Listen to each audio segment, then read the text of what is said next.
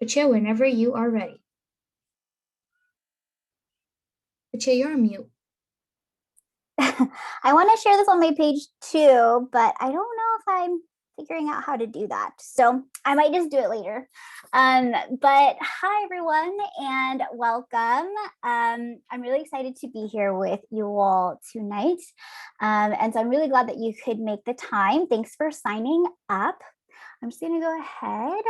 I wanted to share my screen. Kathleen, could you turn me into the host to share this screen, please?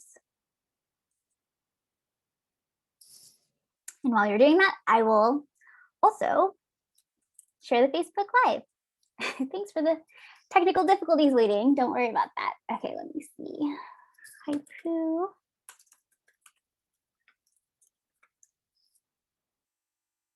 And I believe, okay, great. I'm a host now.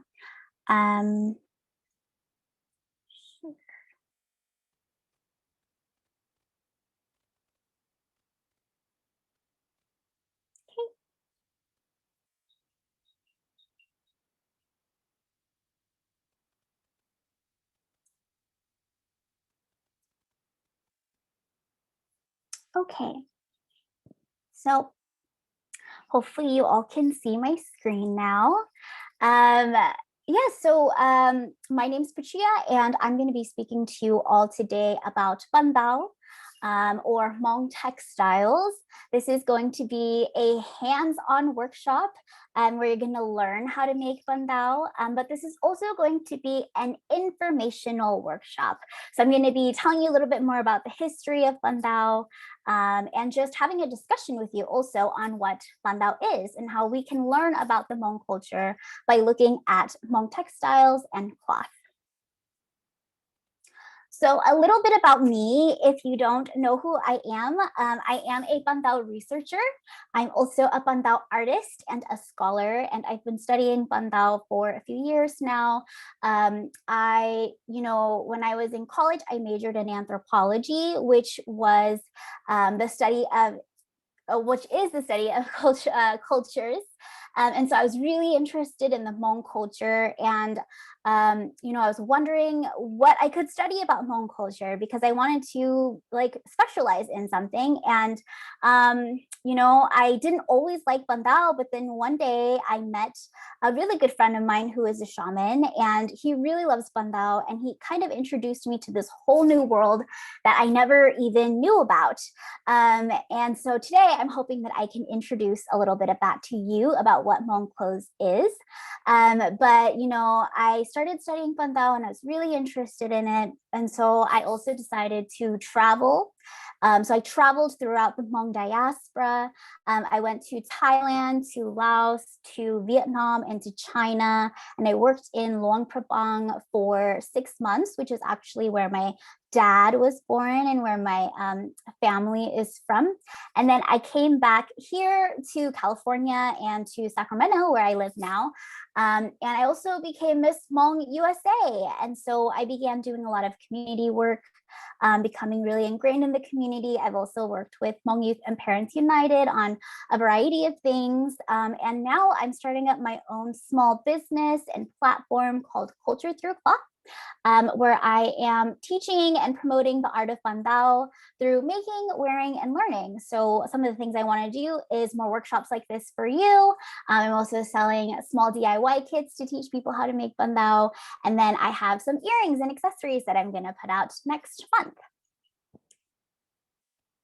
So I know there's quite a few of you online here on the webinar. I know there's some of you watching on Facebook as well. And so because we're kind of in different places, then I'm going to be using a program or an app called Poll Everywhere. And I have a question that I want to ask you and hear feedback from you and have a discussion on. And so you can either open up a new browser and go to the link pollev.com/PachiaVang471, or you can text PachiaVang471 to the number 37607, and then it'll ask you to verify, and then you can verify. And once you do that, then you'll have access to text in your answer. So I just want to make sure everyone's got that. But I really want to know what you all think Bandao is, right? And so I'm using the Hmong word Bandao. Some of you might not be Hmong, you might not know what that is, but that refers to Hmong textiles. So what is it? Text me or put in the chat like 1 to 2 words what it is to you, what you think it is, what it means, anything that comes to your mind when you think of Bandao.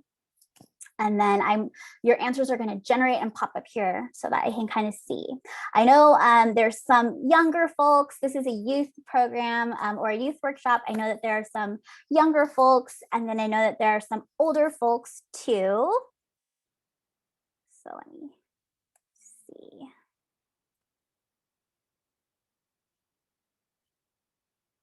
Great.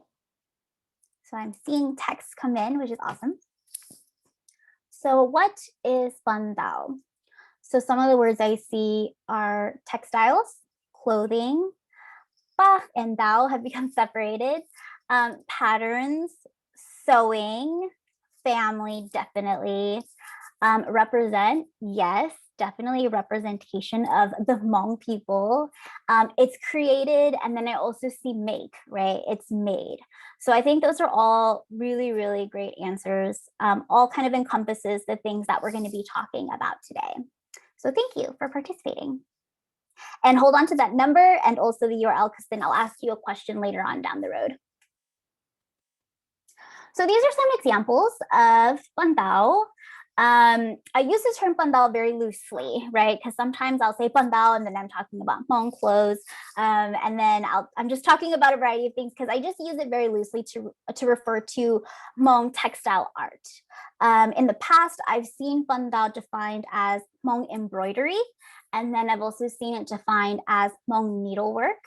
But then there are some forms of Bandao that don't involve needlework or embroidery. And so I kind of came up with the definition that really it's just art that's done with any type of cloth or thread by the Hmong people that, you know, mean something. And so Bandao, to me, how I define it is textile art, our textile traditions. You can see there's different textiles here. You see story cloths. You also see different designs that are very common. And we'll be talking more about some of that later on down in this workshop. Also, if you all have any questions at all, go ahead and just type it in the Facebook message or the Facebook box comments, or you can also type it in here. And then if I don't see it at all, I know Kathleen will ping me so I can answer you as we go along. Another way that I like to define Bandao is to look at the word itself, right? Because when you really look at what the word means, then you can start to understand the deeper meaning behind it. And so let's break down the word pa dao. So I say it's Hmong textiles and Hmong art. But if we look at the word pa and we look at the word dao, then pa means flower. Like any type of flower, like red flower, yellow flower, blue flower, it's a flower. And then dao means cloth, right? But Ntaub is very interesting, the word Ntaub, because you can see it used in other ways in the Hmong language as well. For example, you see it used in the term daun dao, which means document or paper. And I think that that's really interesting because then that connects back to the origins of what Bandao is. And so just take a look at this before we get into the origins of Bandao, right? On the left here, we have an image of hemp cloth, which is what Bandao and textile art is done on. It's done on cloth, regardless of if it's hemp or cotton or any other type of fabric and material. And then on the right here, we have hemp paper. And it's quite interesting because the most ancient form of paper in China is actually believed to have been, or it's been found by archaeologists to have been hemp paper.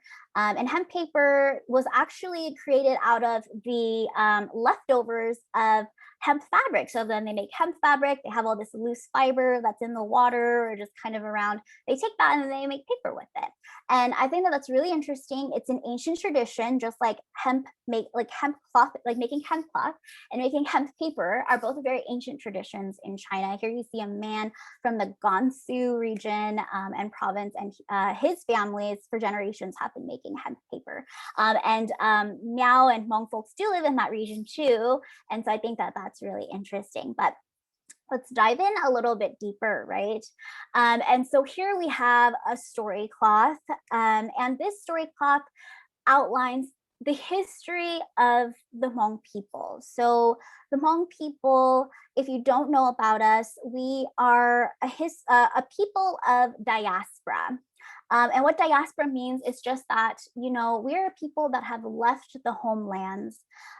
Here in America, you know, we came here to America only about 45 years ago, give or take 1975, and we left Laos, right? But even before we went to Laos, we lived in other parts of Southeast Asia. We lived in Vietnam, we lived in China, we lived in southern China, then we lived in, you know, central China. And, you know, before that goes beyond what we can remember. But even then, our stories and our songs that we sing in the Hmong culture tell us that we came from a place from the West, right? And so we do have this history of tracing back who we are and where we come from. And homeland, the idea of homeland is very important to us as a people. It's very important to many aspects of who we are. And I'm sure many of you who are Hmong that are tuning in might kind of understand what I'm saying, because for me growing up, it was, my mom always told me it was very important to remember that I was Hmong. Like, this is where the Hmong people came from, was China. And then if you're familiar with our funeral rituals, when we die and pass away, we actually have to make, our soul has to make that journey back home to China, where we were originally from, to meet our family and our ancestors, right? And so back to the topic of Fan Dao, Daun Dao, right? So it's believed, according to our oral history, that a long time ago, before China even became an established empire, the Hmong people had a kingdom of their own, and they had a king of their own too, King Chiyu, or Ziyo is how they would say it in Hmong. And so if you look at this story cloth, right up there in the far left corner is this like little kingdom that has pink walls. And that was where, you know, Hmong culture flourished. But according to Chinese legends and Hmong legend, you know, our kingdom fell to the Chinese empire that was growing, right? And so as a part of that, because they didn't want the people from that kingdom, our Hmong ancestors, to rebel, then what they did was they separated us into different parts of the world or the region. They also didn't let us use our writing system anymore. And so we were banned from using the writing system, and we were banned from communicating with one another. And so it's said that the Hmong woman actually came up with a very ingenious idea to take our writing and take our form of documenting history and identity and to put it onto our clothing, so that no matter where we go, you know, we can always recognize that we're Hmong. So that I can see that you have that symbol on your shirt, and you can see that I have this symbol on my shirt, and we can know that at one point in time we were from this kingdom that disappeared, right? And so that is where Bandao comes from. And that is why Bandao is so important to the Hmong people. And that's why it's been with us for such a long time. And so today, we're going to be asking and thinking about this question that I asked, right? Like, what is Bandao? At the surface level, yes, it's Hmong clothing and Hmong textiles, but beyond that, what else could it be? So with the question, what is Bandao, then we're going to be looking at what Culture Through Cloth wants to do, right? Like teach people how to make, wear, and learn. So how do we make Bandao? We're going to be looking at it and also doing it later on. And then how do we wear Bandao? And, you know, why should we learn about it? You guys probably already have a few different ideas in your head, but just more information or more details to why you should learn about Bandao. So the first question, what is Bandao and how do we make it? So like any art, we need a canvas to make Bandao, right? So a canvas is like a blank slate of paper, a blank slate of cloth. And the Hmong are traditionally known for making hemp cloth. Historically, we have made, other types of natural cloth too, like cotton, maybe linen. But hemp is a very important cloth to us. It's one that we prize as our own. It's a very rudimentary and ancient cloth, and it's one that we still use today in a lot of our rituals and ceremonies. And so this is a picture of an elderly woman in the process of making hemp cloth. And hemp is made out of the hemp tree. There's a variety of hemp trees. There's one in particular that grows really, really tall. So you can see the lady here, she's cutting down the tree and then she's taking off all the leaves and they want the stalk. They harvest the stalk. They take it in these big bundles. They dry it. Once it's dried, then they peel it and they turn it into these sort of like mangly threads, and they're not really nice yet, so you have to pound it, you have to boil it, you have to process it. If it's too dark, then you also want to bleach it and turn it a lighter color, and at the end of it, then you can wind it and it becomes thread. And then just like in the photo before, you can take that thread and then you can weave it on a loom and you can make cloth. And so nowadays, a lot of Hmong skirts are still made out of cloth. And to make a skirt, you need a really, really, really long amount of cloth. So they generally make short cloths that are really, really long, so that Hmong ladies can sew on it and do other things that we're going to be looking at. Another another Bandao technique is batik. And so among the Hmong people in America, there's generally white Hmong people and then like blue or green or Hmong Jua, Hmong Lang people. And then there's also black Hmong people, but I don't think there's as many here. And so batik is something that's really popularly done among the Black and also the Green or the Hmong Lang groups of people, not always with the white Hmong people. And these terms are just referring to the dialects that we speak and probably the historical migration that we've done. And so batik is a type of wax resist dyeing. You see here, there's a lady and she's drawing images on the hemp cloth that we just talked about. So let's take a closer look. So they use a tool called the tajing tool, and they'll dip it into hot wax, beeswax. Nowadays, there's not a lot of bees anymore, unfortunately, which is a big environmental problem. So they use candle wax now. And then they'll draw geometric lines and shapes and designs that have been with the Hmong people for a very long time. And so once that wax dries, then it protects the cloth. And then what you can do is you can dye it in an indigo bath. And indigo is made out of the indigo plant. It's a green plant, obviously, but it turns a really, really deep, rich blue, and you can dye it, from 1 to 10 times to make it like really light or really dark. Once you dye it, because the part that has wax is protected, then that part doesn't get dyed. And so then you boil it and the wax disappears, and then you can see the designs like that image right there. You'll also, like, if you look up images or if you've been to Laos and Southeast Asia, people like to hang them to dry, which I always think is really pretty. And then afterwards, you can you can start doing your needlework, right? You can start embroidering, you can start sewing. So let's talk a little bit more about the different types of needlework. So there is applique, that the Hmong ladies do, or Hmong sewers and Hmong pandao makers do. And applique, from what you can see here, this picture is a skirt.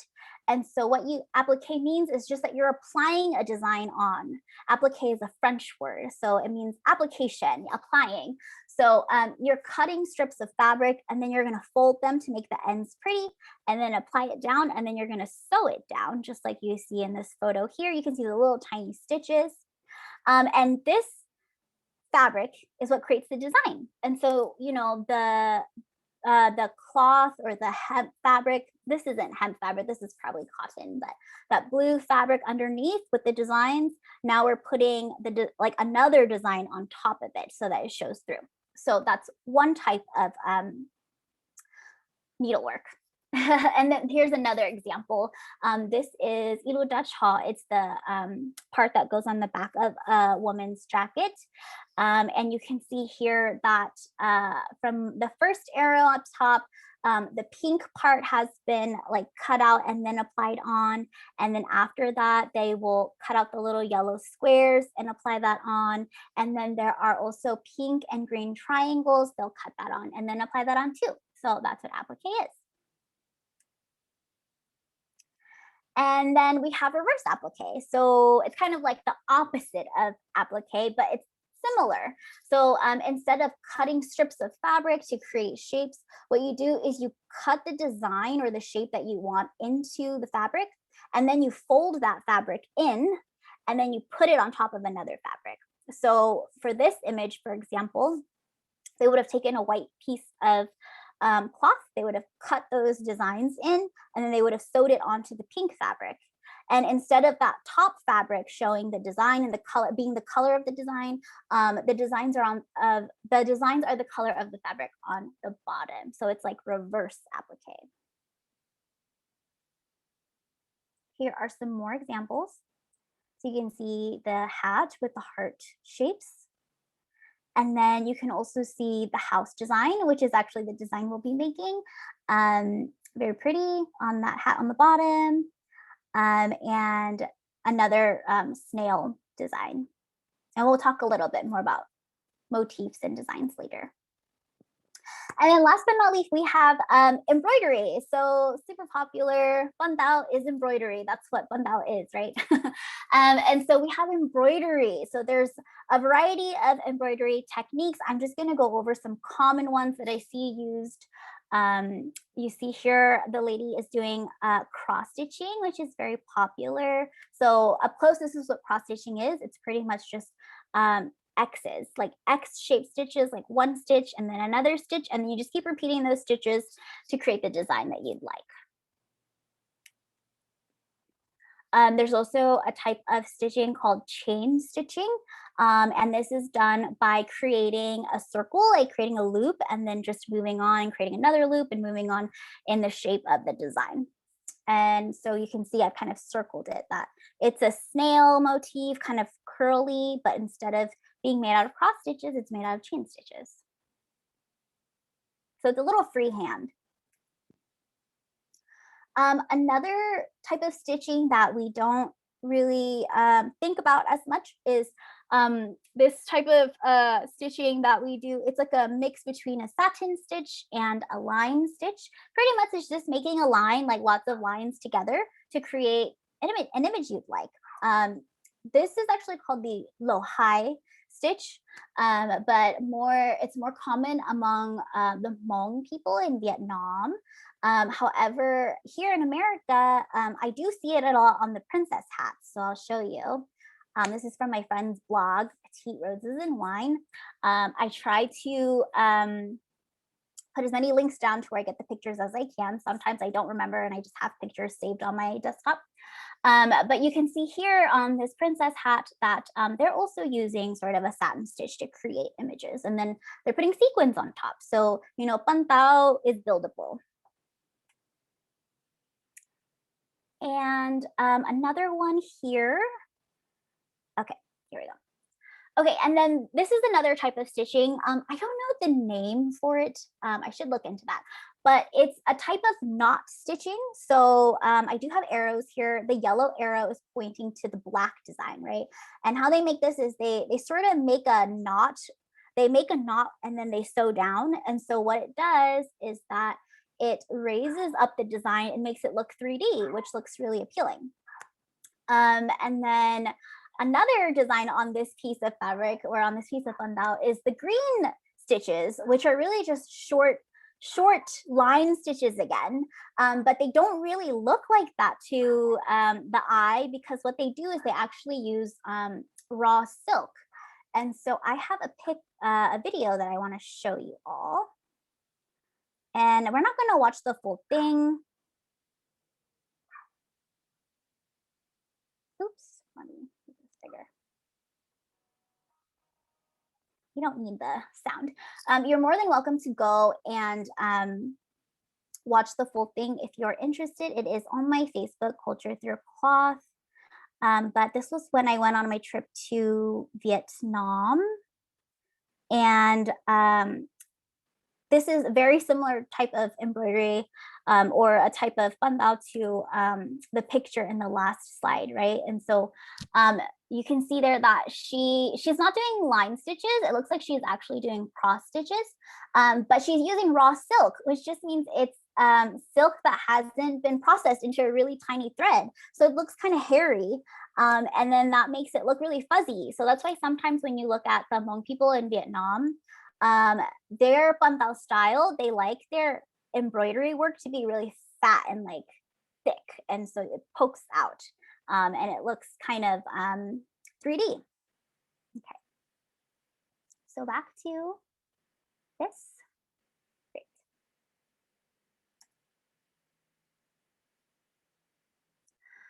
So that's the basis of what bandao is, specifically for us Hmong folks here in America. There are more traditions, textile traditions in China and Vietnam when we dig deeper. But you know, we don't just make bandao for clothes. Generally, we think of bandao with clothes too, but bandao can be put on a lot of other items. So here we have keychains and little charms. These are really popular. You know, I think they came about in refugee camps when we left Laos and we went to Thailand. And so we needed a way to make money, and bandao was a very profitable way to make money. I could do a whole nother presentation on that. But these came about too because they're really fun and kind of cute and people liked them and they're pretty. And that's pretty much what we're going to be making today too. So you can see bandao on little trinkets and knickknacks.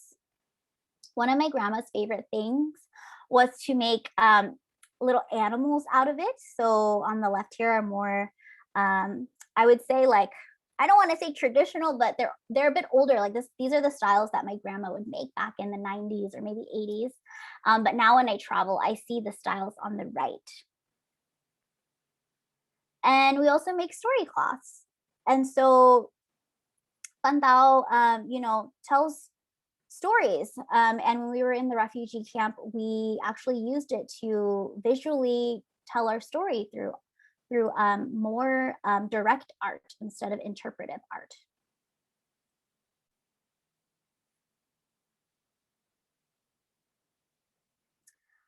It's really popular for home goods right now, so blankets and pillows. And we have all sorts of stuff. We're really creative. Lots of bandao makers and artists and entrepreneurs creating all sorts of different things with bandao designs on them. And also baby carriers, right? But I think first and foremost, bandao is associated with clothing, and that's generally where they are the most used and the most important. That's what they're connected to, because like going back to the origin story, they're a representation of the Hmong people. They're believed to be a form of our ancient writing system. And, you know, we had to be separated and segregated into so many different areas. And so they allow us to hold on to our identities, and we're people of diaspora. And so regardless of where we move, then we might not have books to carry, but we have clothes, which are basic necessities that we can carry with us. So let's then dive into Bandao's clothing. So how do we wear Hmong clothes? This is a basic outfit that you would see. This is the Hmong Luang Prabang.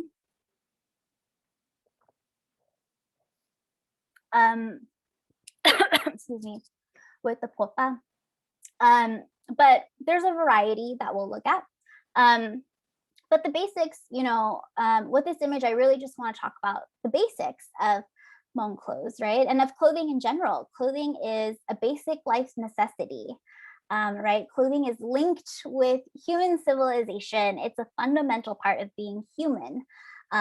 Most humans crave to have clothing. And so it's really important to us. And I'm just going to go over the 3 or 4 basic components of what make up the Hmong outfit and Hmong clothes. And so first and foremost, I'm going to start with the jacket. And so the jacket is probably one of the first items we receive as a person, as a baby. Is something to wrap around us, right? It's our first form of a jacket. It might not be a jacket that looks exactly like these images, but it's some type of a coat, a jacket. That's our first item of clothing. And in the Hmong culture, we have a jacket before we even come into this world, right?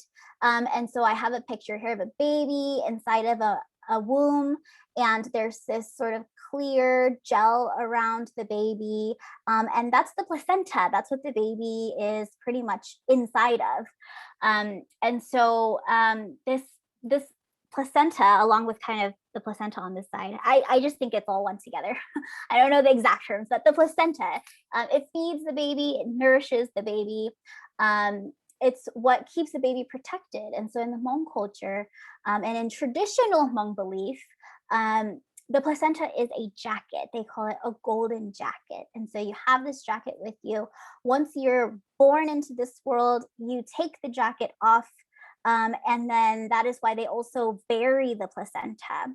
And so depending on if you're a woman or a man, then they will bury the placenta in different parts, or male or female, and they'll bury the placenta in different parts of the house, because as is customary with Hmong beliefs and traditions, once you pass away, then your soul actually needs to retrace all of the places it's lived and its life and go back to this placenta to pick it up and put it back on so that it can be protected in its journey into the next part of its life.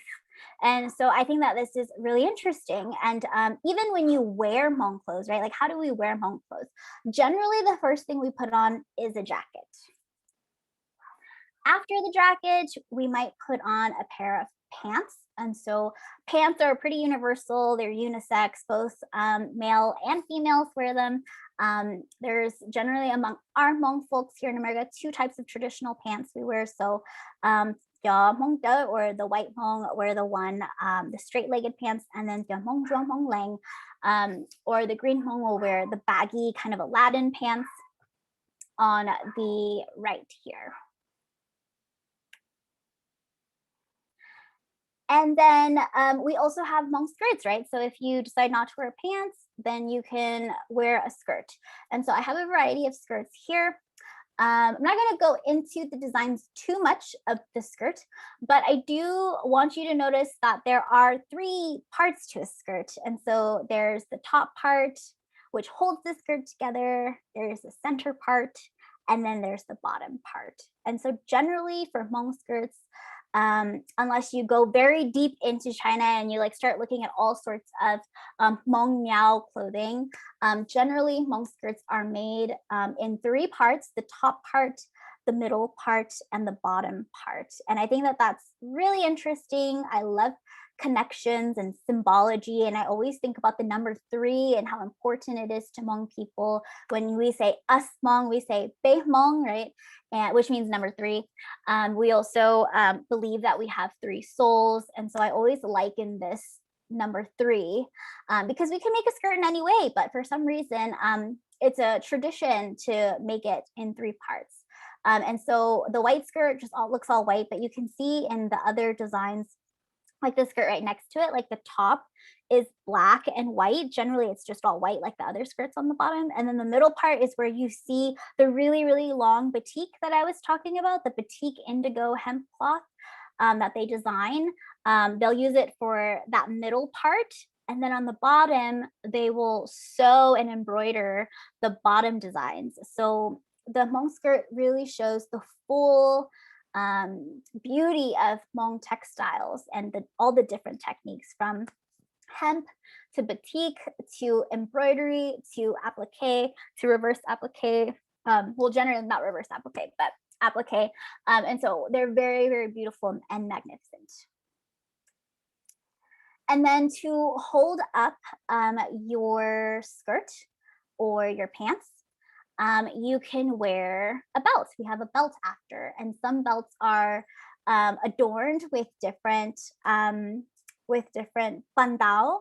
I did not put a picture on here. I meant to, but generally it's just a red belt, and we'll talk about that a little bit later. And so you'll see here both men and women wear it. And that was where I was supposed to put that image, but it's okay.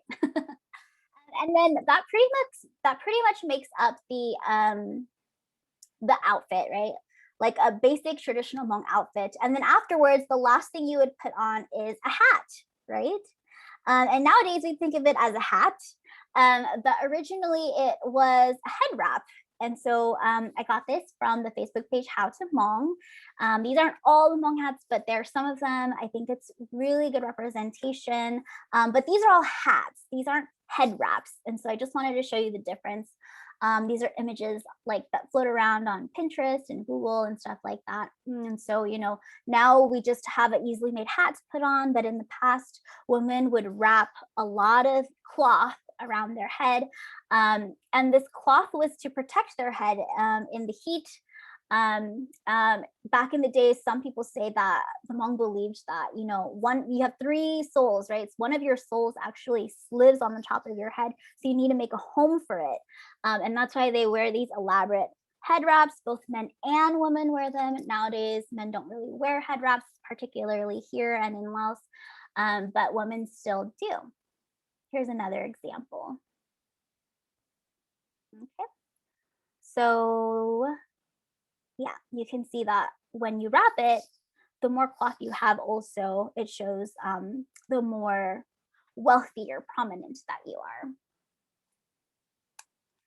And I also have a video, so I'll go ahead and show you all, and we'll take a 2-minute break so you can just take a look at that.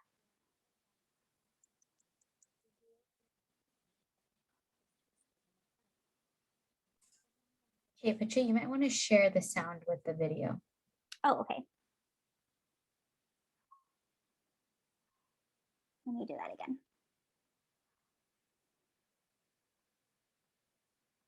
There we go. Okay. Let's see. Do you guys see the screen or no? There you go.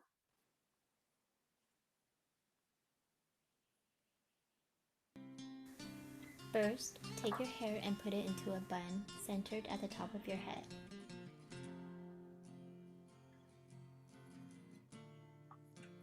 The hair bun will act as a support for the head wrap.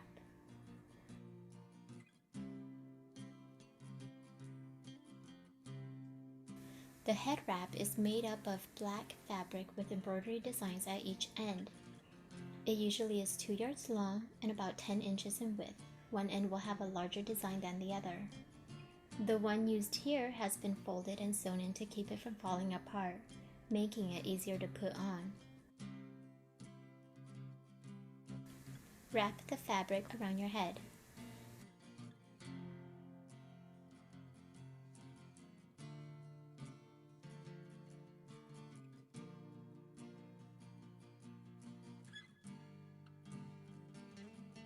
Now twist the headdress twice in the front and then tuck it in, just like this.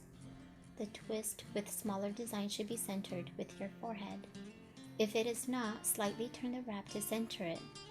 You should not have to turn it too much. If you do, then the head wrap is too long for you and you should find a shorter wrap. If it does not wrap around your head with a small design on your forehead, then the piece is too short.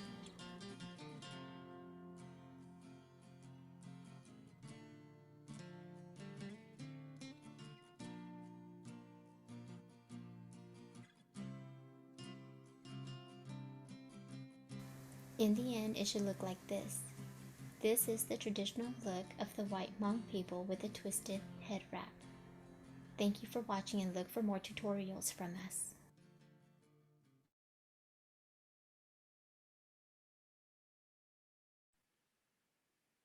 Okay, so let me go ahead and share my screen again.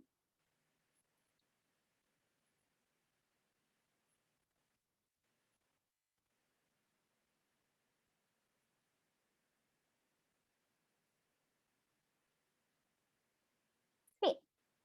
Okay, so that was a video that I made quite a few years ago with my uncle and aunt.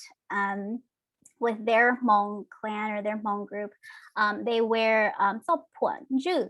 And so a lot of Yapona are popana, which means they're flower head wraps, but there's different styles. So popa, ponju.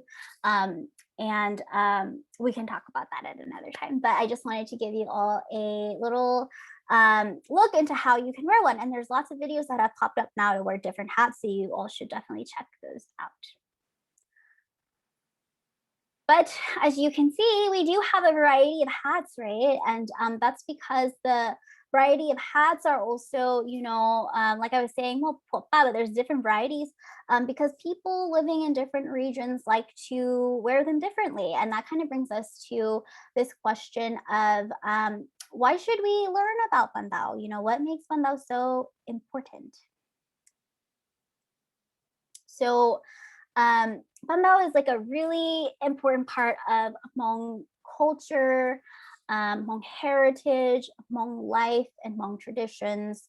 A lot of times when you think about Hmong, you think about bandao too, right? That's kind of the first thing. It's like an image. If you were to think of an image of Hmong, if someone said draw Hmong, you'd probably draw like an image of a bandao symbol.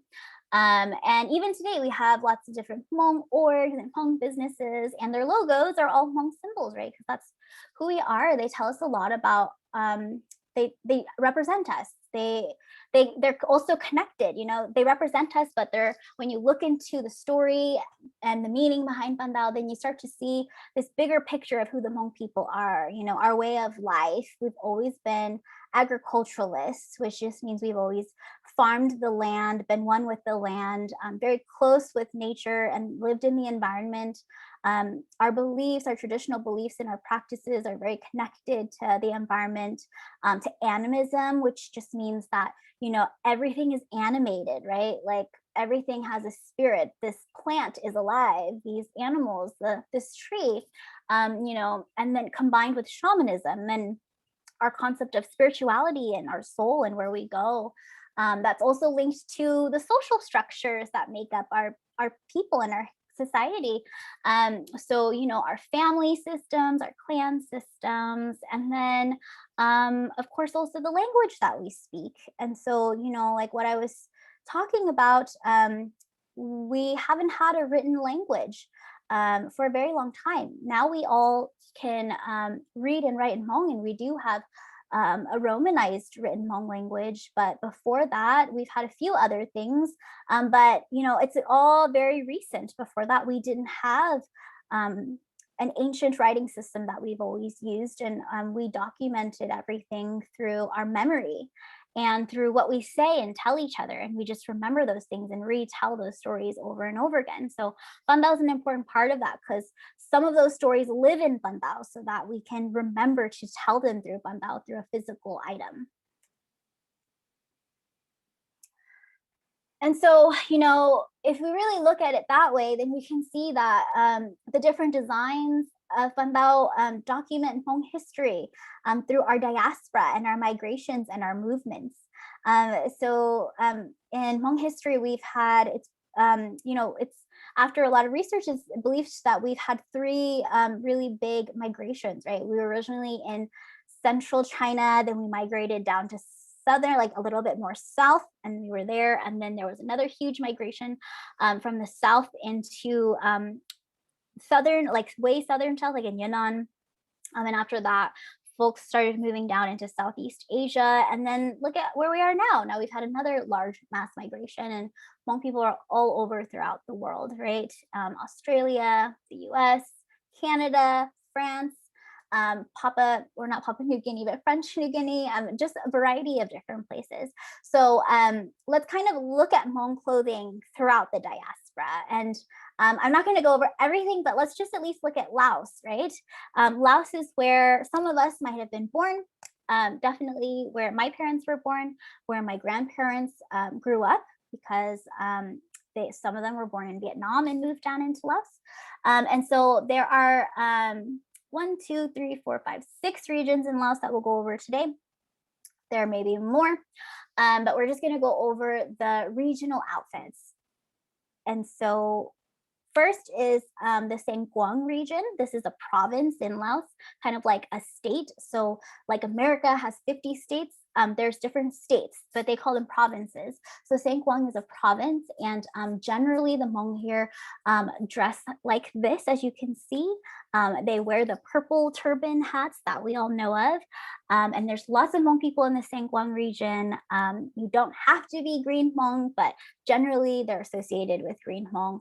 Hmong clothing flexes, just like the term bandao. I use it loosely, and definitions change all the time, right?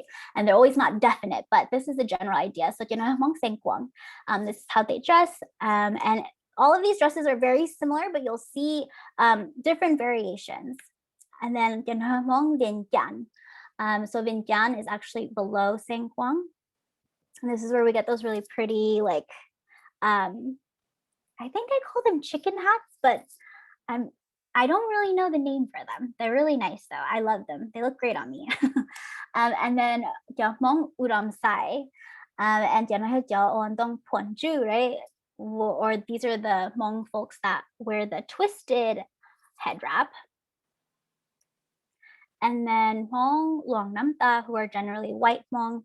I really like their outfits because they wear blue pants, which I think are so pretty. I'm not sure if there's a lot of Hmong Luang Namta who migrated to the US.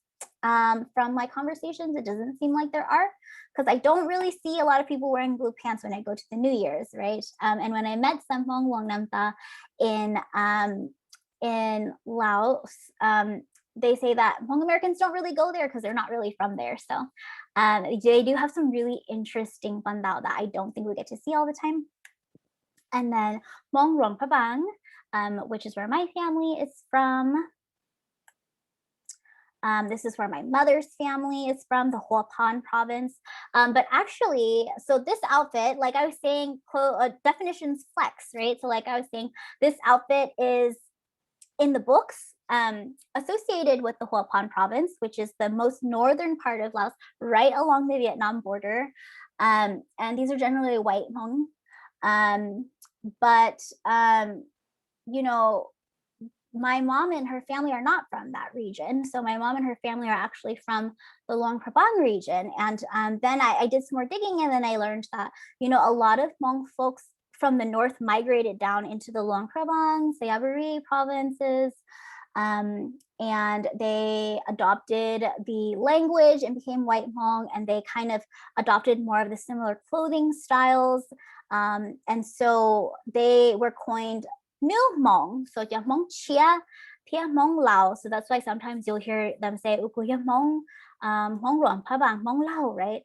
But then some people will say like Hmong Chia, because there were some newer groups that migrated down. And you can see this difference in this next group. And so a few years ago, before I went to Laos, I did not think these people lived in Laos. I thought they probably lived in Vietnam. And the museum that I worked at had this on display, and I was like, oh, you guys must be mistaken. I don't think this group lives in Laos, but they do. They live in the really, really most northern part of Laos. You can see their outfits are really similar to the last group here. So they have the stripes, they have similar hats, but the colors are a little different, right? And the style's a little different. These are generally Hmong Du, which is black Hmong. And then interestingly enough, I found out that my my mom's side is actually originally Black Hmong, but they moved down and then they adopted the White Hmong language. So there's always things that are in flux. And even today we see a lot of changes, right? But on my trip to Vietnam, I did get a chance to kind of travel in these 3 regions here too. So I just wanted to show you these regions are really close to the Chinese border. So Sapa is a very popular place. I'm sure many of you probably know about the Sapa region. These are the Black Hmong who live in Lao Dai province. These are the Black Hmong whose embroidery I was showing you earlier with the video. So there's like new styles of embroidery and also old styles of embroidery. These ladies are wearing the more new styles of embroidery, but you can see they don't have like an apron on. They kind of have a long shirt and then they wrap their shirts around to become an apron, which is really cool. And they don't wear skirts, they wear pants or shorts. And then the next slide is Hmong Mukang Jai. So these are also Black Hmong. They live in Yen Bai province, which is right next door. So they actually intermingle and intermix a lot. So when you visit them, sometimes they mix their clothing and they wear the same thing. They sell each other's clothing if you're going there to buy Hmong clothes. These ladies are actually not wearing traditional skirts. These are printed skirts. But I just wanted to highlight the differences because it's really easy to sort of mix the 2 groups if you're not super familiar, but they are 2 different groups, both Black, but differentiated by where they live. And then a very different look is the flower Hmong from Bakha province and Lao Dai province. They are called flower Hmong, but they're also Black Hmong. That's just like a term that was given to them because their clothing is so beautiful. And there's also variations of flower Hmong, right? And so here's another variation of the flower Hmong, probably living like in different villages or just like in different regions around Bakha. But you can see that there's some differences, but the embroidery looks very pink and there's some purple in there and it's orange. So you can see the differences, but you can also see the similarities. And then in Laijiao province, this is a White Hmong group. And these are some young men. They have really cool applique jackets. I think they're really cool, similar style to some of the other styles we saw, like the Hmong and Sapa. They just wear a really long shirt and then they like wrap it, the bottoms and the ends, they wrap it to make an apron or they like wrap it around their waist and stuff. Just depends on your style. So I think that that's really cool. And these groups also, like the striped groups in Laos that intermingle, like live on the borders of Laos and Vietnam. This group also lives on the Laos of China and Vietnam. So like going into China then, there are some similar looking clothes to the last group that we just saw. So in the textbooks, these are the small floral miao, which are another white miao. And then there's the wooden comb miao. And these miao folks actually live on the different sides of the same river. So Lushang River, one's on one side, one's on the other side. Similar, but different to differentiate that they come from different places and different towns. So just some more images of Hmong clothing in China. I'm not going to go into all the different groups because there's so many different groups in China. But again, just like I was saying, for example, like more examples, the small image with the silver hats, we're all very familiar. The Miao this is a Miao group, but not necessarily Hmong because Miao encompasses 3 different types of ethnicities and Hmong is one of those. However, lately we've all just been kind of identifying with one another. We've been wearing their clothes. And so they have those beautiful silver headdresses. And this is the short skirt Miao. So for centuries, they've been wearing short skirts. There's like really old images that have been documented of them wearing their short skirts. They're actually some of the earliest people to have mini skirts, which I think is really cool. But you're probably familiar with like a blue outfit, like if the skirt is long, you're familiar with like a blue outfit and a red outfit. And those also have meaning because if you're from one town, you wear the blue one. If you're from another town, you wear the red one. And then I just wanted to show you some images of Men's clothing in China too. Men's clothing in China is a lot more elaborate. And as you can see, men also continue to wear head wraps. The men down at the bottom right are actually wearing skirts, which I think is pretty cool. And so, you know, this idea of like, oh, only girls wear skirts and hats, it's not necessarily true, you know. Men wear skirts too. In some groups in China. So I think that's really interesting to share because I hear a lot of guys say, oh, there's never Hmong clothes for guys. But I think we just haven't dug deep enough into that. So the Hmong are spread throughout, right? And textile traditions are really important, not just to Hmong people, but to Miao people, to Mien, Yao people. There's lots of different ethnic groups. Just in Laos, there's like 52 or 56 official, but unofficially, there's like over 100 ethnic groups. So clothing just plays a really big part in so many different ethnic groups' lives. I just wanted to show you this map so you could see like visually where Hmong people are, which is the purple color. And we have a vast reach. We're probably the biggest group with the biggest reach. This doesn't even include the Western countries, right? But it's really interesting because then when we think about it, clothing is connected to land again and region and this idea of homeland. When we were talking about what it means to be Hmong and how we're a people of diaspora and how homeland is very important to us, right?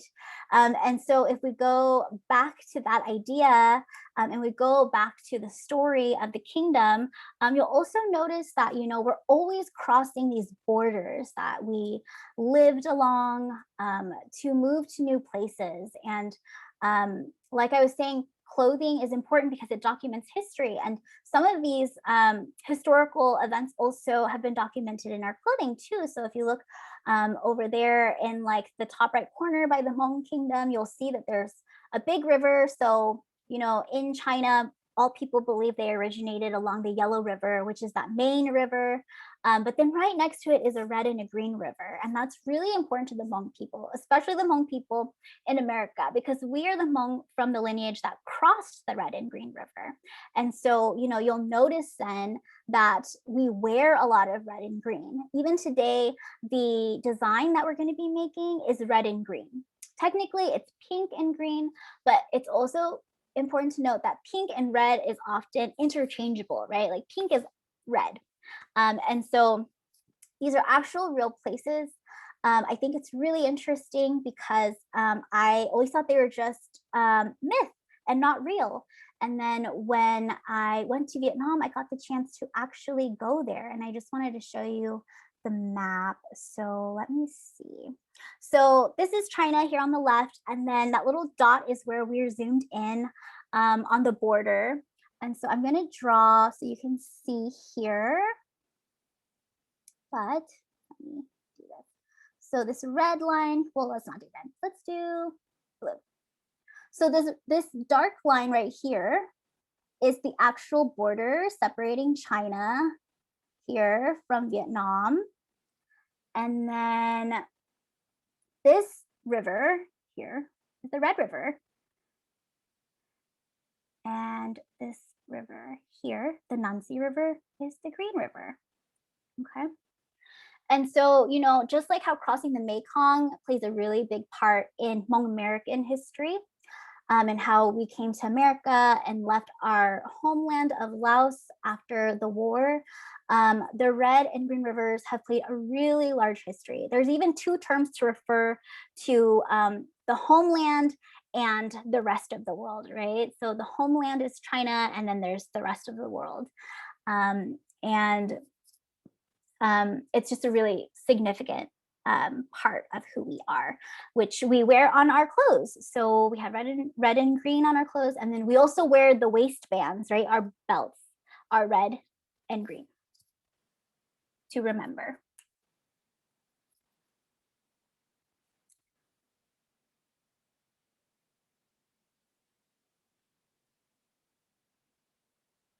And this connection to land is also seen in our symbols. So remember I said I talked a little bit more about our symbols.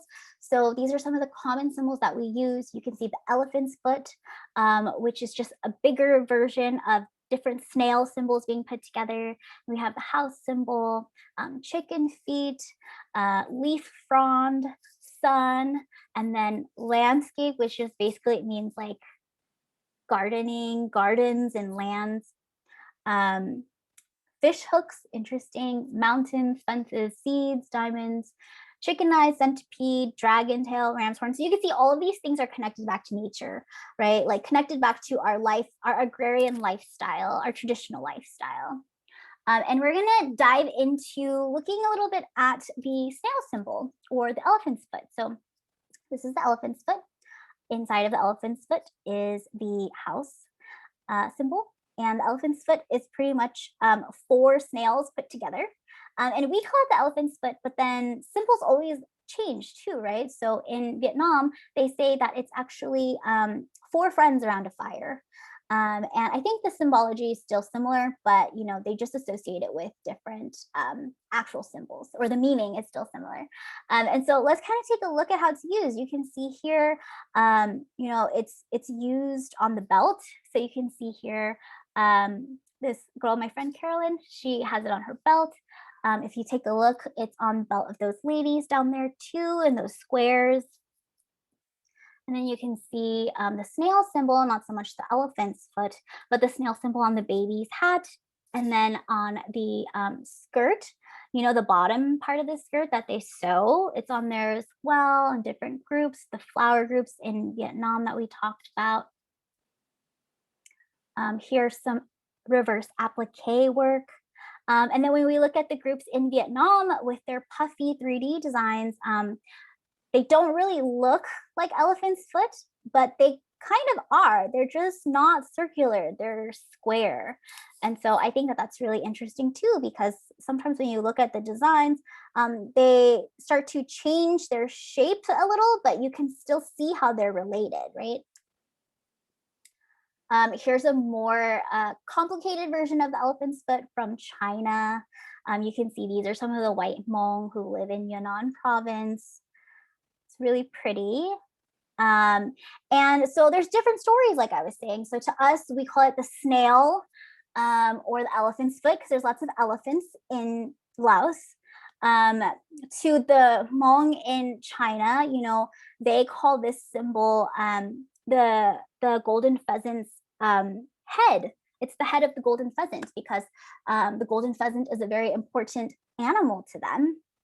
It's one that they worship, right? It's not something that they put on a pedestal to worship like how we think, but it's a sacred animal to them. It's one that's really important to them. And so it got me thinking like, oh, that's really interesting, right? Because then when I traveled into Guizhou and I was looking at their embroidery, they really don't, the Miao people in Guizhou, they don't, the ones who wear the really big silver hats, they don't really have the types of embroidery symbols we have. They actually draw real, like they actually stitch real images of animals like dragons and butterflies. But the more I looked at it, the more I still saw the swirly designs. And in that region, they have a folk tale. They believe that all people came from the butterfly mother, right? So the human race was created from a butterfly, and that's their mother. And I thought that was very interesting because then on some of their embroidery and some of their symbology that I saw, the butterfly has these like really beautiful antennas that are curly. And I just thought, wow, you know, like we don't have that folk tale. But we were supposed to originally be from that region. So if at one point in time we all held those beliefs, like maybe things just changed over time, and then we kept the swirl, but we lost the butterfly, and then it became, you know, started looking like a snail or looked like a chicken's head. So you know, it's just really interesting how things can evolve and change throughout time, but still remain really meaningful to us and our culture. So this kind of concludes this part of us talking about, you know, what is Bandao. And I kind of now want to gauge what you guys think. So, like, why, after hearing all this, why do you think Bandao is important? And again, you can text or go to the link at Poll Everywhere and let me know what you think.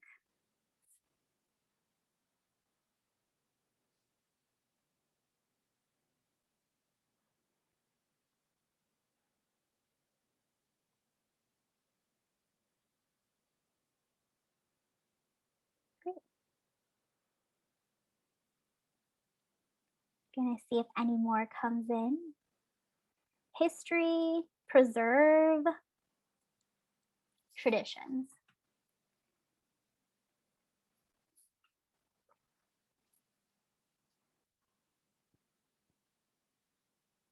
Yeah, I'm sure many of you are putting in the same thing too. So yeah, so it's really important for us because there's a lot of traditions and history that we need to preserve that we haven't had a chance to preserve yet. So Bandao plays a really big part of that. Oh, more coming in. So there are records, there are stories, they're written. Again, yeah, all really important to us documenting who we are. Because we haven't been able to have a writing system that was taken from us. And so now it's our time to dig again and rewrite the stories about us from our own perspectives and our own narratives. So I'm not sure if there's more people. Oh, there's more. I love it. Womanhood, motherhood. Yeah, definitely. Yeah, I think these are all really good to close on. So, so to me, Bandao is really important because I do think it's sacred. I don't think Bandao gets enough credit for being sacred. But as someone who studies culture, it's so sacred to us, right? We use it in our sacred rituals. They bond us to each other, to our moms, to our sisters. We give them away as gifts. When people get married, their gifts, and in the olden days when you get married, often you don't see that person anymore. I hear stories about like, oh, my sister got married when I was like 5, so I never saw her again. Such sad stories about being separated, which has always been such a big part of the struggles that we experience as a people. So it's really sacred to all these really meaningful things about who we are. Like everyone was saying, it documents history. And I feel like it also really honors the earth and the environment. We've been talking a lot about land, and we are so disconnected from land nowadays. We don't farm anymore. And I don't necessarily think that's a bad thing, but I also do because we live in this earth and we have to understand it, right? And I'm just growing flowers, but now I know where the sun rises and sets. And before he asked me, I'd be like, I don't know where east and west is, but now I know, right? Because I have to pay attention to how much sun my flowers are getting. So just little things like that that I never thought I would know. And when I study like cultures and people can automatically tell like east from west, I'm like, wow, that's amazing. How do you do that? But I guess when you grow up in that your whole life, then it's just comes naturally, right? And then sisterhood, motherhood, like I feel like Bandao also really empowers women and girls. Patriarchy, our culture is very patriarchal. I love my father. I honor my grandfather and my grandparents. And I'm very proud to be Vang. But at the same time, so many girls and women are disempowered and don't always have the same opportunities. And I feel like Bandao is something that is such an important part of being Hmong, and something that's linked to girls and women, and yet, we aren't honored as cultural carriers. We aren't honored as these as being someone as people who have very big roles in keeping up with our culture, which is really what our culture revolves around, like preserving culture. So these are the real big reasons why I think Bandao is important and relevant today in our time. Okay. And so we're gonna now get to making Bandao, but I'm going to just take like a 2 to 3 minute break so that I can get my camera set up and then we can start making Bandao together. And I'm gonna go through the slides first and then we'll make it. So in the meantime, get your kit ready and then I'll be right back. Yes, definitely. If you, I have already mailed out kits to the youth, to the first 50 youth that applied. So it should be mailed out. If not, it should arrive by the end of today or tomorrow by the latest. It depends on where you live. Um, and however, if you were not able to get one, Pachia will be posting up her Etsy shop. Therefore, you will be able to purchase them as well. And then if you have any questions, feel free to input them into the Q&A and we can have a short Q&A at the end where Pachia can answer your questions live at the end.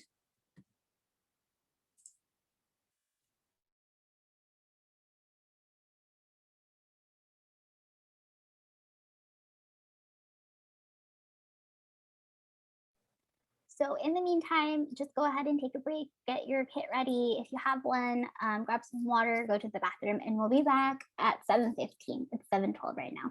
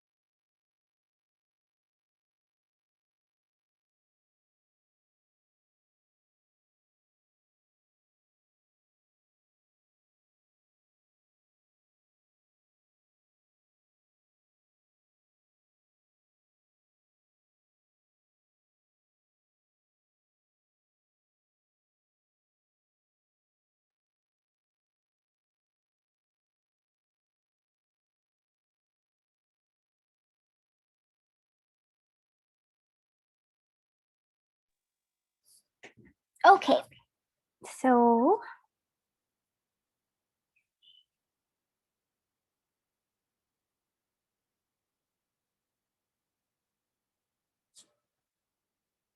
okay. So let's go ahead and get back to, it's 7:16 now. And so hopefully most of you have received this kit. This is a kit that I put together teaching you how to make this embroidered charm. And like I was saying earlier, these embroidered charms most likely originated from the refugee camps when people were looking for a way to make money, and many turned to Bandao as a form of financial empowerment, economic empowerment. So they were really popular. You know, I grew up watching my grandma make them, my dad, my mom. I saw a lot of people make them. Even today, people are still making them, and you can put them on a keychain. You can hang them in your car, on your Christmas tree, by your window, put it in your hair, do whatever you want with it. So yeah, let's just go ahead and get started. So hopefully you have your kit. I'm gonna actually show you on my camera, on another on a side camera. But first, let's go through the slides, okay?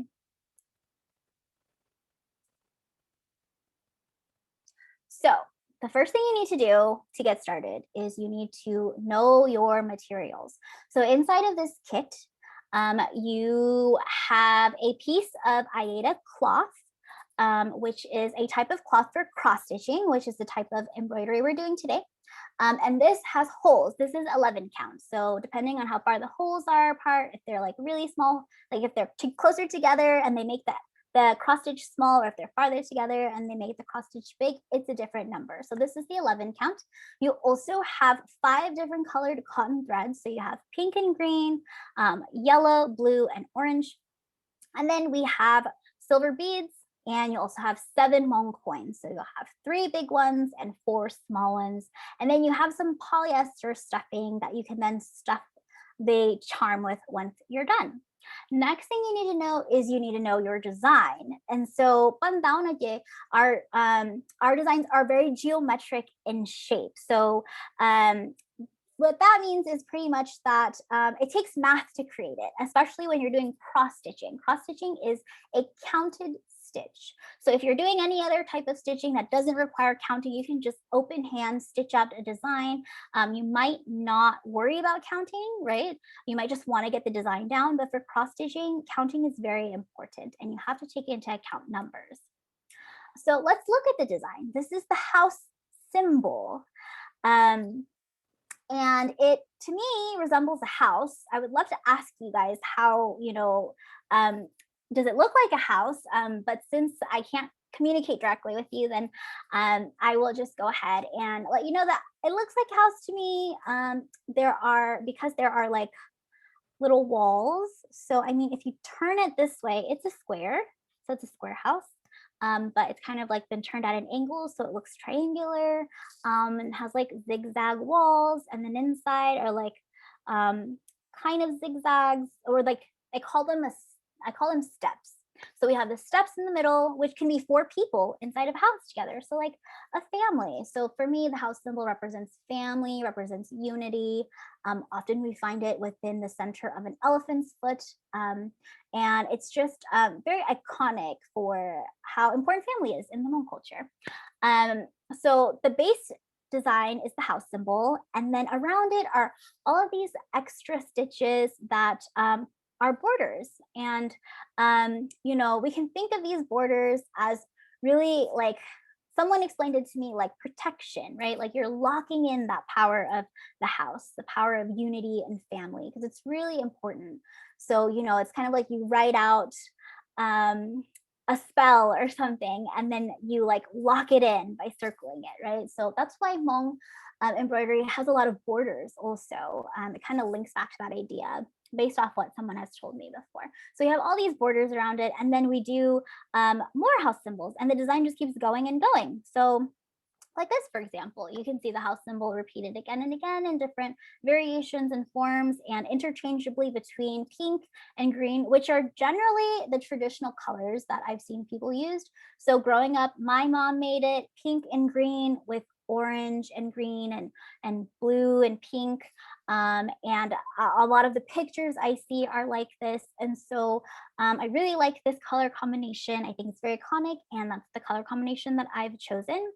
You can choose any color combination you'd like.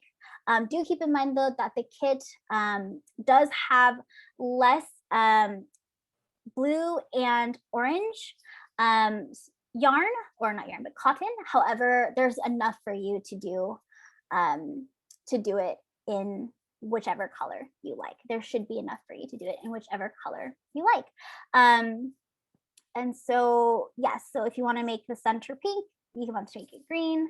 I would just stick with doing this because it's easier to follow along so that you don't get confused, especially if it's your first time cross stitching, which is who this kit is for. You know, this kit is for people who are learning how to cross stitch and do Hmong embroidery.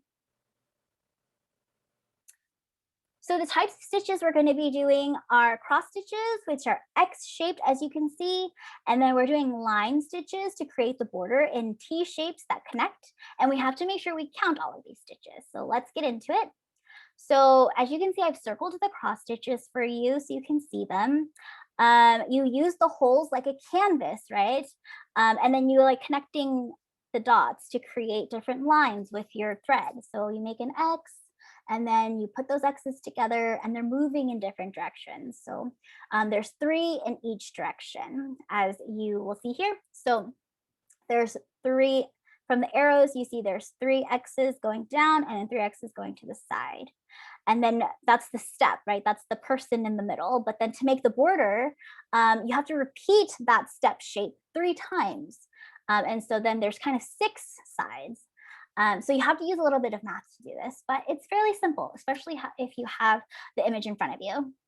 And then the line stitches to create the borders, these are T-shaped line stitches.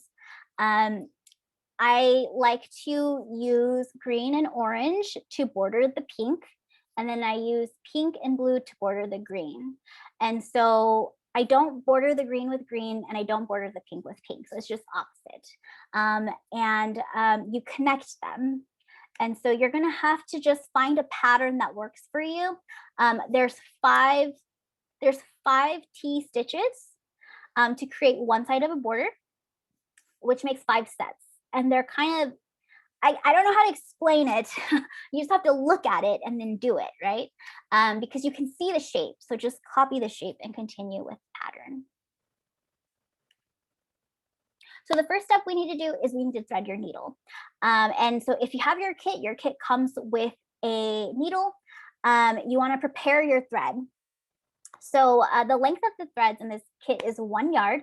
There's 6 strands for the green, 6 strands for the pink, 6 strands for the yellow, because we're using yellow to sew everything together, and then 3 strands for the blue and 3 strands for the orange. More than enough than you need.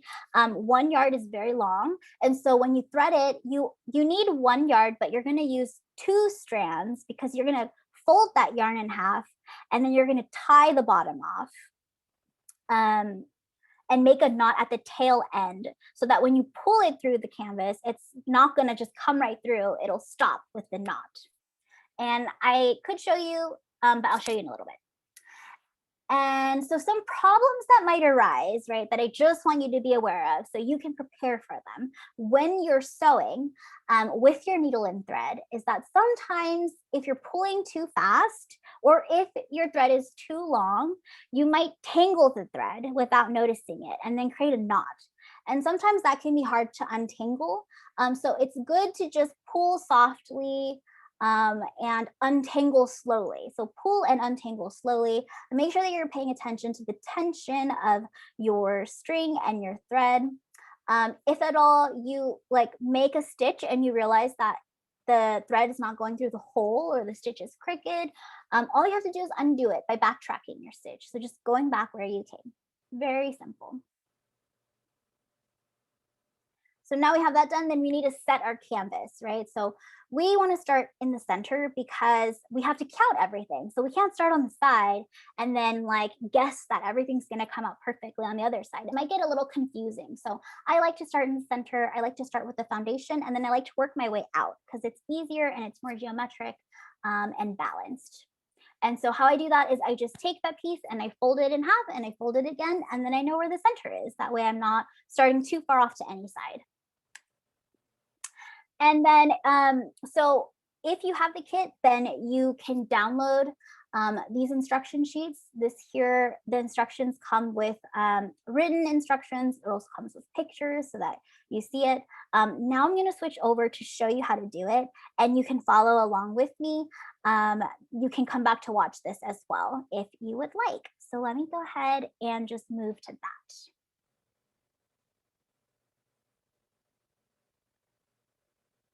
And Thank you. Love your kit. So, we start on our own or waiting to instruct? Oh, it's a house because it's a valley in the middle of four mountains. Oh, I'm sorry. I'm just getting to all these. Cool. Okay.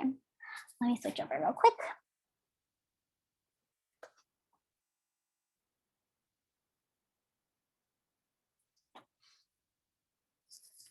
Wow. Okay. Let's see.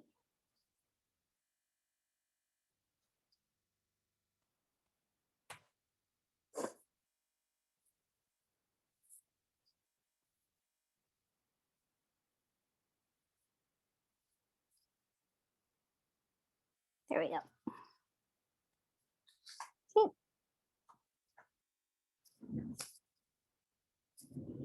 So I'm going to go ahead and pin this so you can see it.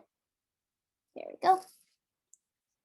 And here we have the kit.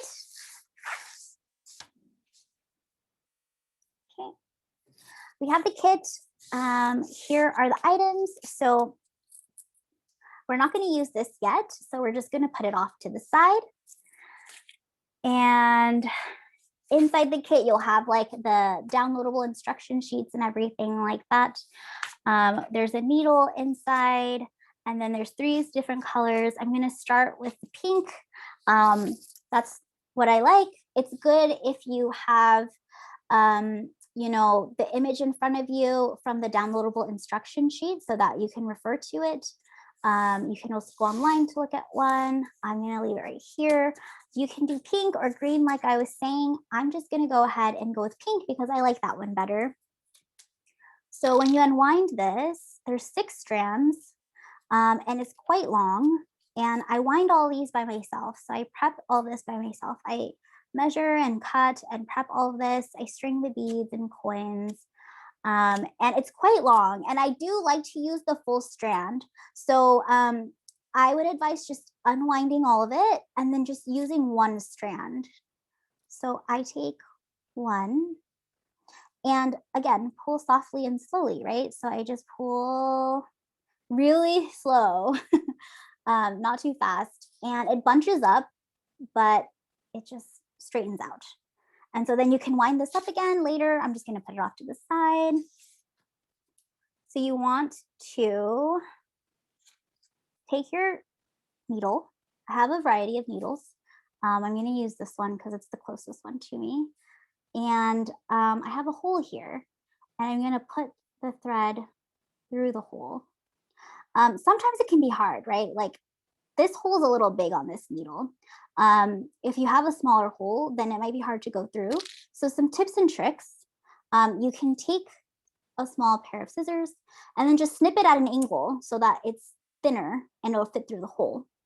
Another thing my grandma used to do is she used to use her saliva and like lick her fingers and then go like that. I don't mind doing that when I'm sewing for myself. For the purposes of this, I use water because my hands don't have any grip. So I'm going to put that away, and then I'm just going to smooth this out and then put it through. There, much easier. Other people say that you should use wax. Some people say you can use hairspray. I think that's too much. I don't like wax because it makes my thread really thick and then it has a weird texture. So now you just want to pull it. Like I was saying, you want 2 strings. And because these holes are very big, then you want your design to be very bright, right? If I only used one thread, the design would not look as full. The design would look really thin, and I don't think that that's as pretty. So I'm going to use 2 strands of thread just from one because it's really long. If you have shorter arms, like if you're only like 10 or 12 years old, cut this in half and then make it shorter, because if it's too long for you to pull, it'll get tangled, right? And so I do need a little bit more like friction on my fingers. So I'm just going to touch my water again. I should have put it on paper towels, but it's okay. So I touch my water, my fingers are a little wet and moist, and then I'm going to make a knot at the end of my thread. So I'm going to wrap it around like this. And you see how it's crossed like that now?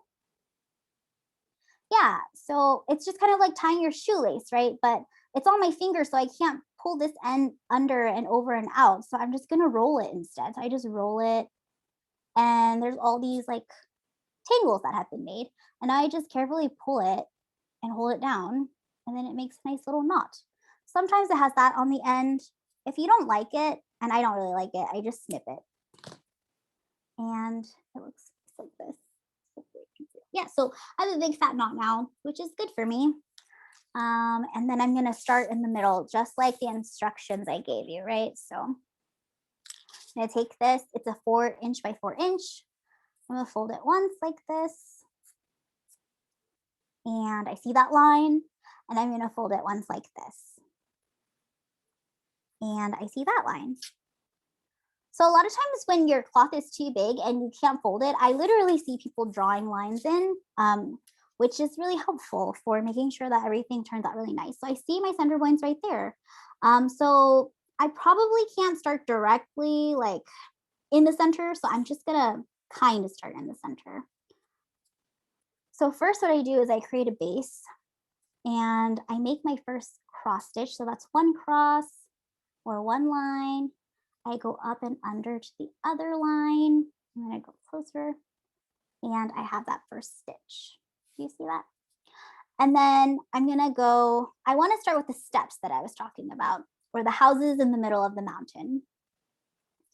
And I'm gonna do the next one. When we look at the design, there's 4 in the middle.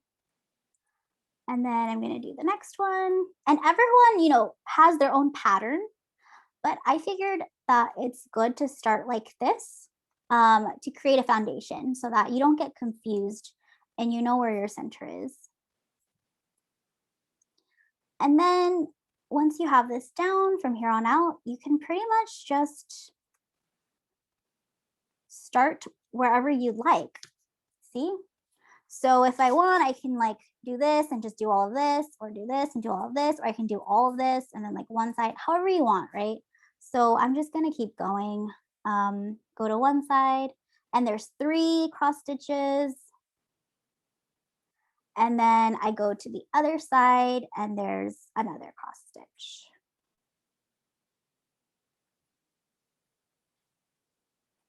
See, so when you pull like this, when the string's long, it gets stuck on stuff.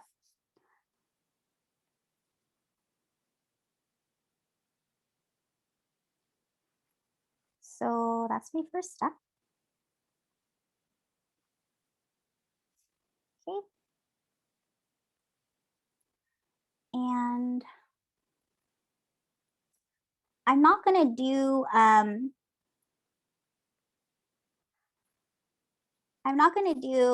all of this, but what I do want to do is I want to show you how to do the T shape, right? So that's pretty much the basis. All you have to do is just count and finish out the rest.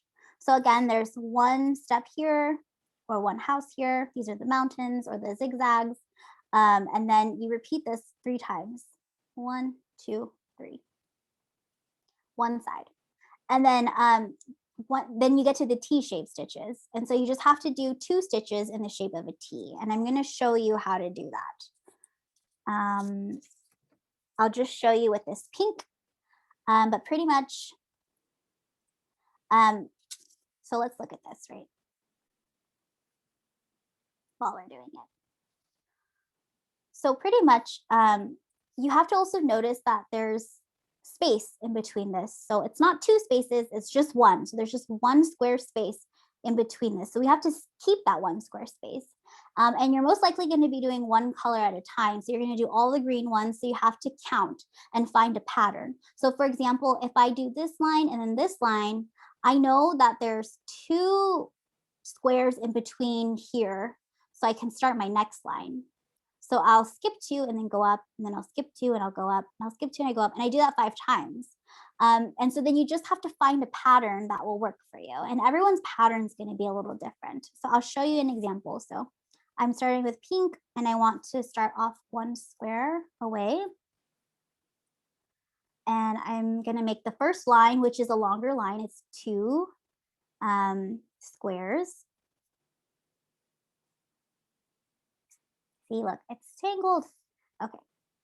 because I flipped it around, so just carefully. It's kind of hard to sew and hold like this. There you go.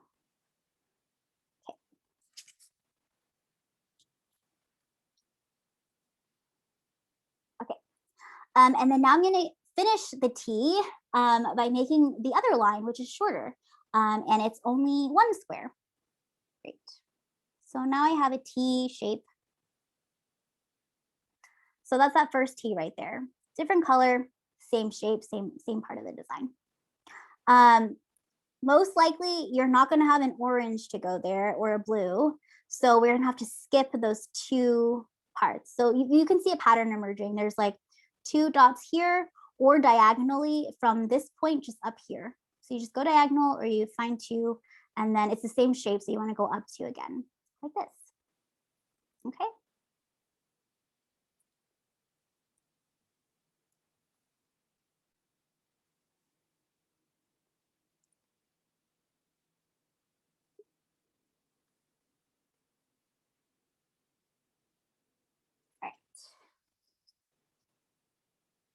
Nice. So then you keep going. Once you have all of that, it's really nice because then it's easy to fill it in because you already know what goes in between it. So you just want the shapes to touch. So let me do a different color. That way you can see the difference. So let's go with blue, since that's the color that matches the pink. I'm just gonna unwind this.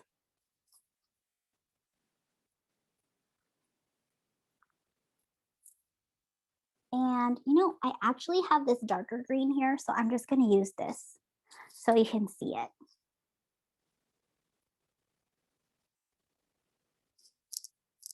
So it's much shorter. It's just a scrap fabric that I have, or a scrap thread that I have laying around.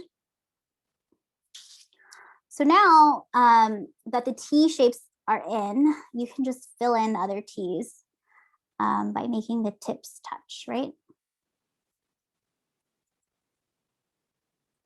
And I try to save string. So the way my patterns work is just by being the most conservative. Like I go to the nearest hole first so that I don't waste string. Here. Yeah, and if I, if I were to continue it, then I just keep following that pattern that I have in my eye and I can put the pink in later. Yeah, great. Okay, so let's move on to the next part. So you can take your time to do that. And then I'm just gonna show you how I sew it together, right? So you wanna make this.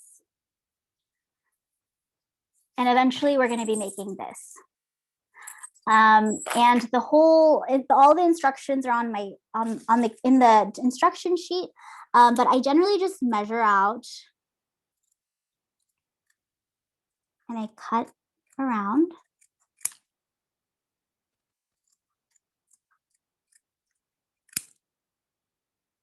It gives you detailed instructions in the kit. I measure like 3 holes. I never want to cut like straight up. So do you see, I kind of leave one line here and I fold it in and then I sew using the holes also. And so I snip it. Well, let's just snip it like this so that I have space to fold it down.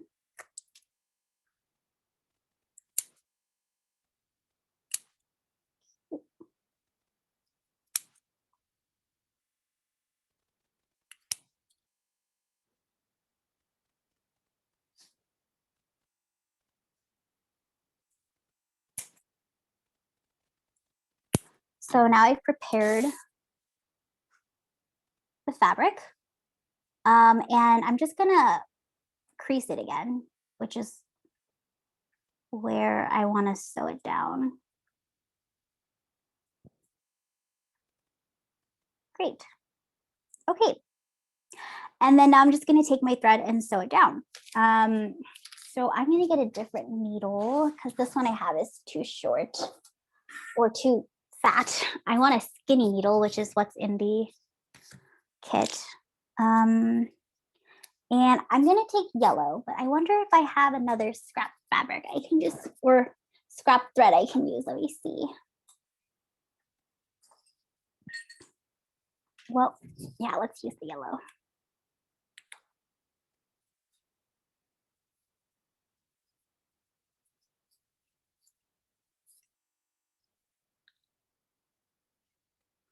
So the yellow also has 6 strands. And I just want to remove one.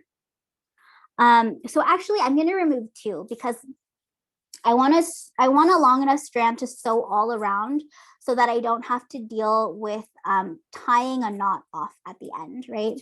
And I actually should probably go over that real quick. So when you're done sewing, when you're running out of thread, you want to also tie off the thread so that the design doesn't come apart. So it's kind of the same concept. It's just tying a knot. What you want to do is you want to find another stitch on the back and just put your needle through and pull your thread through.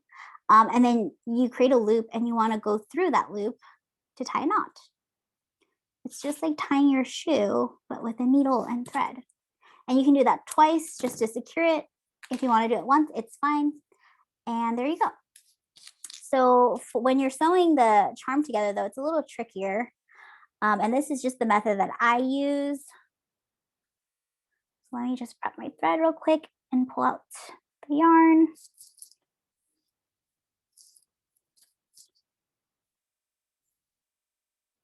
So I want it sturdy. I'm going to use 2 of these.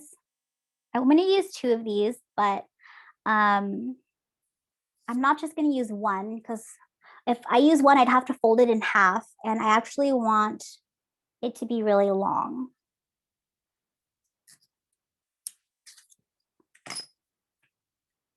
So I'm going to take these 2 ends and then I'm just going to put it through here.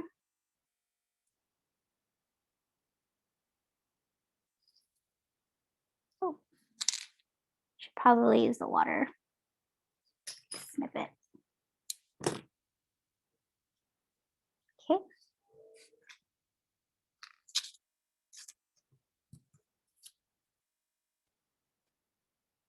Great. And instead of tying the ends together, I'm going to leave one loose, right? Because I don't want to sew with 4. I just want to sew with 2.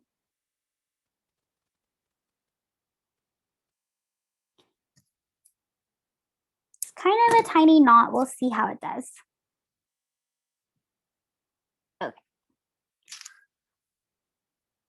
So you want the end with the knot to be longer than the end without the knot. Because if not, then that extra thread's going to be hanging out.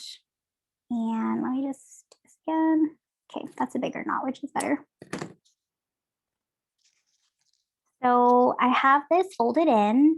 I'm just going to fold it in like this. I'm going to fold it in half diagonally. And then I'm going to start stitching one side together. And if you have some extra fabric here, this is the moment to just snip it off because you're going to have to like tightly pack everything in. You want to pull this through a hole. Yeah, and then you can just start stitching. So I follow the holes. I start with one hole here. I follow this hole here, and then I move to the hole diagonally across it. I pull it out of the hole diagonally across it. Okay, and I just keep going.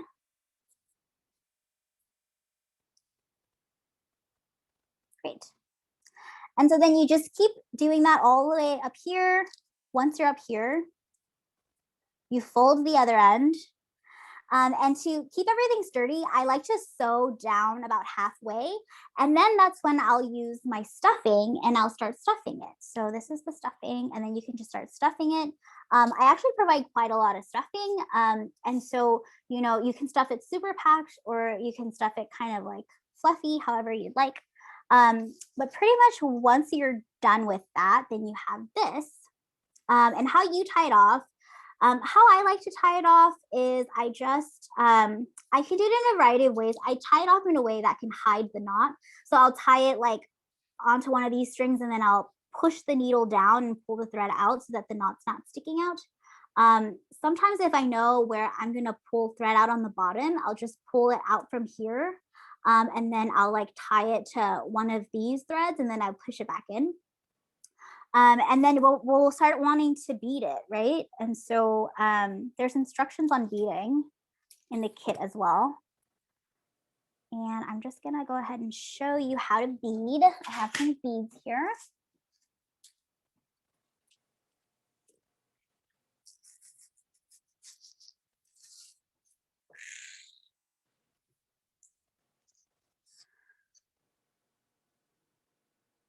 So I go in at a point where I can pull the thread through.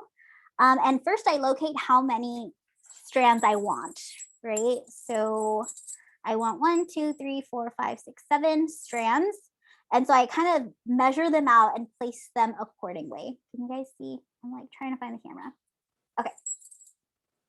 Yes. I measure them out and place them accordingly. This way. Yes, so I know that there's going to be one on each end and then one here along the border, one here along the side of the house, and then one here right at the center. So I'll just show you how to do one. We'll do the one along the border first. So if I'm starting with a new thread, then I'll pull through. And I just pulled it a little bit and it went through the cracks here and then like it stopped at the point. So now I have my thread peeking out and I take the beads and then I just push it through. So I'm not going to make the full thing. I'm just going to show you how to do it. So I have like 5. Great.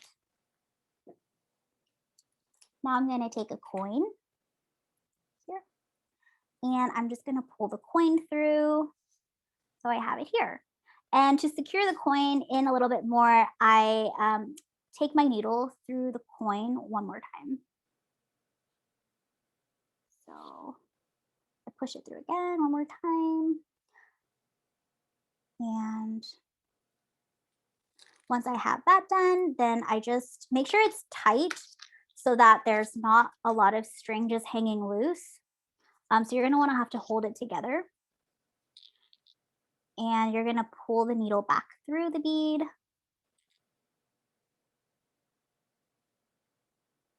And then you can adjust it. I like to just go like this and pull to adjust. Yeah, so it tightens up. And then you're gonna go back through the same hole and you're gonna go to the next location that you wanna bead. So I haven't done the side one yet, so I'm gonna go to the side. And then you'll start there. I think it got stuck.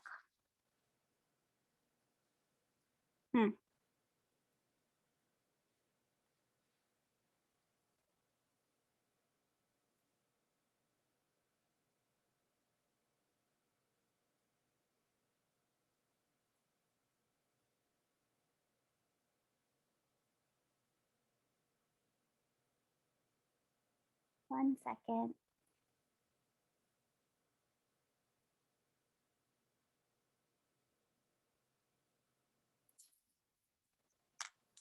Okay. So I would probably undo that for the sake of efficiency. I'm not. And so generally, what I like to do to just close off an end, say I have more string here. I have another strand here. And then I'm not going to put a point on this, but I'm going to go back up just to show you.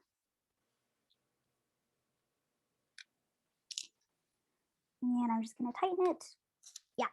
So generally how I tie off beads is that I just tie it off on the string itself. So like how earlier when we tie a thread, I have to find the camera angle. How we tie a knot onto the thread on the back of the cloth. I just tie a knot right here in the center point where people are not going to see a big knot because it should be tight. So it's a little bit more difficult to do it because it's not fully here, but I just wrap around. Okay, this is not working. Let me show you. Let me see. Here we go. So I wrap around and I have this loop here, and then I just create a knot by pulling this through. Yep, and there you go. And then I just pull it back through here. If I'm done with everything, I just pull the thread through so that there's no threads hanging out and it looks nice and clean. So I'm gonna push that through. There you go. Yeah, and yeah, it doesn't look too bad. When I like take my time to do it off camera and I'm not so nervous trying to get this done for you, it looks a lot better, right? So yeah, that's the completed look. And you can hang this on your keychain, in your car, give it as a gift to your friends. It's just a really cute charm. So I'm gonna unpin, and then if you have any questions, I would like you to ask. Great. Okay. Yes.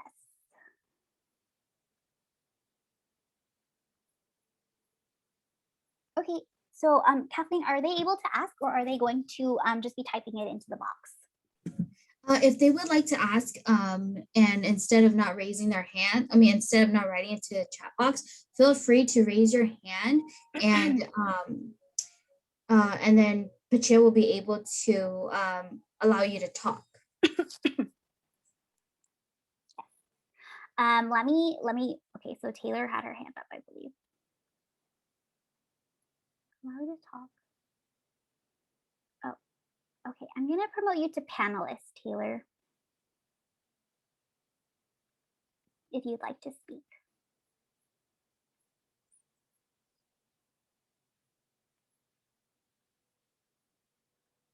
And you should be able to speak now.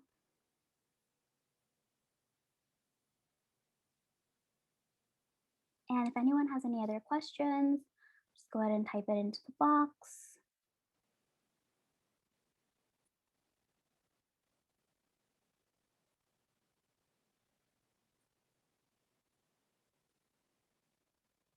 Maybe Taylor does not have a question, which is okay.